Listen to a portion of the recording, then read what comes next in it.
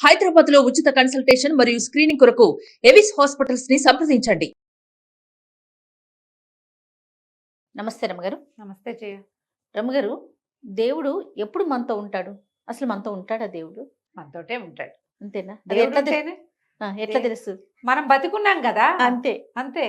మనం జీవించి ఉన్నామంటే మనతో పాటు భగవంతుడు ఉన్నట్టే జయ. మన లోపల ఉన్నట్లే అంతే. భగవంతుడు లేకపోతే మనం జీవించే ఉండం. అంతరాత్మ, మన ఆత్మ పరమాత్మ కదా. పరమాత్మే మన ఆత్మజ్యోతిగా వెలుగుతూ ఉంటాడు. ఆయన ఉంటే మనం ఉన్నట్టే, మనం ఉంటే ఆయన ఉన్నట్టే. ఇక అంతే కదా. అలా ఒప్పుకోబుద్ధి కాదు. దేవుడు అనేవాడు ఒక ప్రత్యేక పదార్థం. వాడు మన చేయిపుచ్చుకుని నడిపించాలి, మనతో పాటు ఉండాలి, అలా భావిస్తాం. అది వేరు, మనం వేరు. ఆయన వేరు, మనం వేరు, అట్లా అనుకుంటాం కదా. అట్లా అనిపిస్తా ఉంటుంది. అలా అనిపిస్తుంది. అలా అనిపించటం కూడా కరెక్టే జయ. అదొక పాయింట్. దేవుడు మనతో పాటు ఉండటం అంటే, దేవుడికి ఇష్టమైన పనులు చేసేవాడితో దేవుడు ఉంటాడు ఎప్పుడు. భగవంతుడు ఎప్పుడు ఉంటాడు? మనం భగవంతుడు చేయవలసిన కార్యాలు కొన్ని ఉంటాయి. ఏమిటి? రక్షించటం, కాపాడటం, సహాయం చేయటం, అన్నం పెట్టడం, వాడి కోసం నిలబడటం. ఇవే కదా దైవ లక్షణాలు. అవునండి. భగవంతుడి లక్షణం ఏమిటి? ఇప్పుడు మన నిలబెడుతున్నాడు భగవంతుడు, మనం ఇంకోళ్ళని నిలబెట్టాలి అంటే మనం దేవుడు అయినట్టు. ఆ భగవంతుడి లక్షణం అని మనం ఏది చెప్పుకుంటామో అది మనం చేసినప్పుడు భగవంతుడు మనతోటే ఉంటాడు. ఇతరులకు సహాయం చేయటం, ఎవరో పడిపోయారు వాళ్ళని లేవనెత్తావు, దేవుడు అంతే. అంతేగా, నువ్వు దేవుడు అయిపోయి దేవుడు నీతో నుంచున్నట్టు, నీతో చేయిస్తున్నాడు ఆ పని.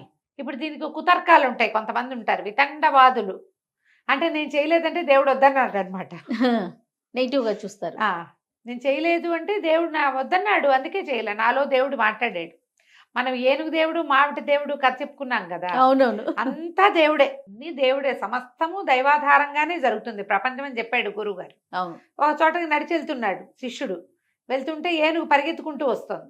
ఏనుగు దేవుడు అని భావించి వెళ్తున్నాడు. వెళ్ళేసరికల్లా ఏనుగు దెబ్బ కొట్టింది. ఆ మావిటి వాడు బతుకున్నాడు. కేకలేసినా వినిపించుకోలేదండి మీ శిష్యుడు అని.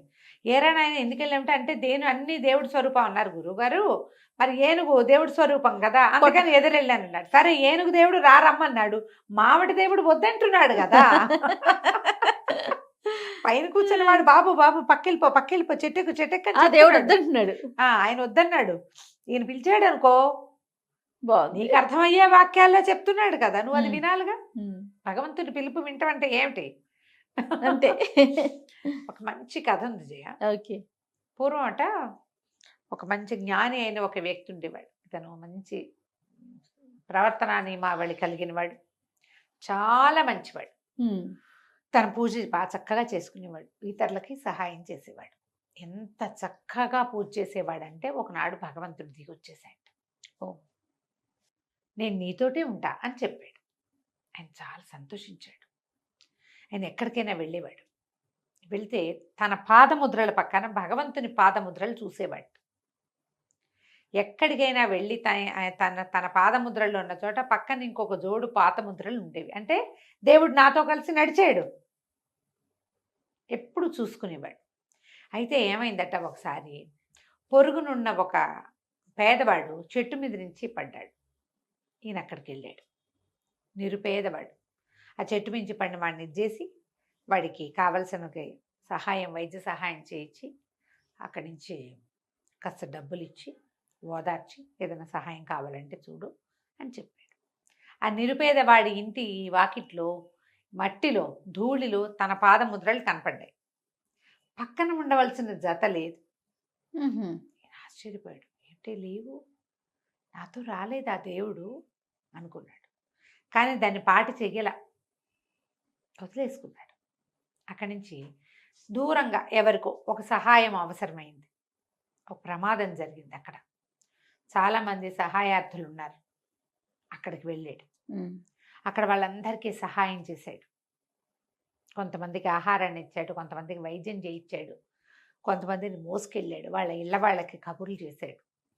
అన్ని చోట్ల గమనించాడు. తను ఎక్కడైనా నిలబడి యువతలకు వస్తే తన పాదముద్రలే ఉంటున్నాయి, కానీ పక్కన పాదముద్రలు ఉండట్లా, ఒక జతే ఉంటున్నాయి. ఏంట్రా భగవంతుడు నాతో ఉండట్లేదా అన్న అనుకున్నాడు. కానీ సరే, ఆయనంతటా ఆయన వచ్చాడు, ఆయనంతటా ఆయన వెళ్తున్నాడు, వెళ్ళిపోయి ఉంటాడు, సరేలే అనుకున్నాడు. ఇట్లా చాలా చోట్ల ఆయన తను సహాయాలు చేయటానికి వెళ్ళినప్పుడు గమనించుకునేవాడు. కొంతకాలానికి ఈయన కుమారుడు మరణించి దుఃఖంలో ఉన్నాడు. ఏం చేయాలో తెలీదు. సరే, శ్మశానానికి తీసుకెళ్ళాడు. కుమారుడి చితి వెలిగించాడు. ఇంటికి వచ్చాడు. వాకిట్లో నిలబడి చేయవలసిన క్రియలు చేసి అరిగెక్కి వెనక్కి తిరిగి చూసుకున్నాడు. ఒక జతే పాదముద్రలు ఉన్నాయి. విపరీతంగా ఏడ్చాడు ఆయన. కుమారుడు చనిపోయిన దానికంటే ఎక్కువ, ప్రభువు అన్నిటికంటే నీ పూజే ముఖ్యం అనుకున్నాను. నాకు దర్శనం ఇవ్వమని నేను అడగకుండానే నువ్వు నాకు దర్శనం ఇచ్చావు, నాతో ఉంటానన్నావు. ఎందుకో నా మీద నీకు కోపం వచ్చింది నాయన. నేను ఎక్కడికి వెళ్ళినా నువ్వు నాతో రావట్లేదు. నేను ప్రతి చోటకి ఒంటరిగానే వెళ్తున్నాను. ఇప్పుడు ఇంత కష్టం వచ్చింది నాకు. కుమారుడు మరణించాడు. ఇప్పుడు కూడా నువ్వు నాతో లేవా? ఇప్పుడు కూడా నువ్వు నాతో ఉండదలుచుకోలేనంత నేరం నేనేం చేశాను? ఏ తప్పు వల్ల నువ్వు నన్ను వదిలిపెట్టేశావో నాకు తెలియజేయి తండ్రి అని గోడుమని విలపించాడు. విలిపిస్తే భగవంతుడు ప్రత్యక్షమయ్యాడు. నేను మళ్ళీ అడిగాడు, ఎందుకు నన్ను వదిలేసావు? నేను వదిలేయలేదు, నేను నీతోటే ఉన్నా. ఆ పాదముద్రలు ఏవి నీవి కాదు, అవి నావి. నేను నిన్ను ఎత్తుకుని మోసాను.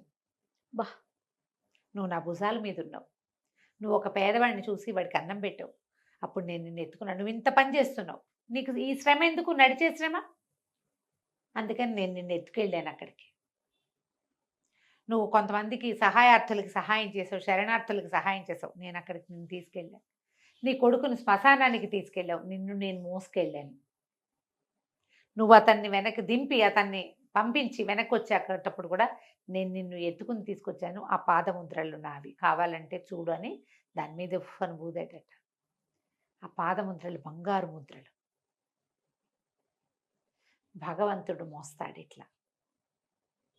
ఎప్పుడు మనం అతడు చేయవలసిన క్రియని మనం చేస్తామో అప్పుడు దేవుడు మనతో ఉంటాడు. అతని ప్రజెన్స్ని నువ్వు ఫీల్ అవుతావు, అవ్వవు. అది ఎట్లా ఉంటాడో తెలుసా? మన శ్వాసలాగా ఉంటాడు. నీకు తెలుసా నువ్వు గాలి పీల్చుకుంటున్నావని? ఏ గాలి నువ్వు పీలుస్తున్నావో నీకు అర్థమవుతుందా? అట్లా దేవుడు మనతో పాటు ఉంటాడు. భగవంతుడికి నచ్చే పని చేయటమే అతన్ని మనతో ఉంచుకోవటము. ఏమిటి నచ్చుతుంది భగవంతుడికి? నారాయణ సేవ, నరసేవే నారాయణ సేవ. ఇతరులకి అవసరమైనప్పుడు నీ అంతటా నువ్వు వెళ్ళు. ఒకటి, వాళ్ళు అడిగితే చెయ్యి. నీ వల్ల కాకపోతే ఇంకొకరిని పంపించు. తృణీకరించకు. ఇప్పుడు మనం అడుగుతాం దేవుడా, మన దేవుడు తృణీకరిస్తున్నాడు కదా అనిపిస్తుంది మనకి. ఏదో కోరుతాం, అది అవ్వదు. వెంటనే మనకు మండిపోతుంది. లేదా మనం ఎవరినో చాలా ప్రేమిస్తాం, వాళ్ళ నుంచి మనకు సెపరేషన్ వస్తుంది. అప్పుడు కూడా మనం దేవుడిని నిందిస్తాం. భగవంతుడు ఏం చేస్తాడు? చూస్తూ ఉంటాడు మన సంగతి. అంతే కదా? ఎట్లా చేస్తాడు? ఇప్పుడు నువ్వు ఏది నీకు కావాలని నువ్వు కోరుకుంటున్నావో అది నీకు కాలాంతరంలో ఇవ్వబడుతుంది. ఇప్పుడు నీకు లేదు దానికి అర్హత, వస్తుంది ఎప్పటికో. దానికోసం ప్రయత్నం చేయి. నువ్వు దానికోసం ఆ అర్హతని పోగొట్టుకునే పని ఏమిటి? నువ్వు భగవంతుడిని దూషించటం. దూషణ చేయకూడదు. వ్యక్తుల్ని పోగొట్టుకుంటాం. ఇంకో వ్యక్తిని తీసుకొస్తాడు. ఒక ద్వారం మూస్తే ఇంకో ద్వారం తెరుస్తాడు. ఈ ద్వారం మూసేసుకున్నది భగవంతుడు కాదు మూసింది, నీ కర్మానుభవమే దాన్ని మూసేసింది. నీకోసం ఇంకోటి రెడీ చేస్తాడు. నువ్వు భగవంతుడిని పట్టుకో, అతన్ని వదిలిపెట్టకు, అతనికి నచ్చే పనులు మానకు. ఎప్పుడు అతని అడుగు జాడలు నీతో పాటే ఉంటాయి. గ్రహించుకోవాలంతే. బా, ఇంత అద్భుతమైన మన కథ. ఇంటికి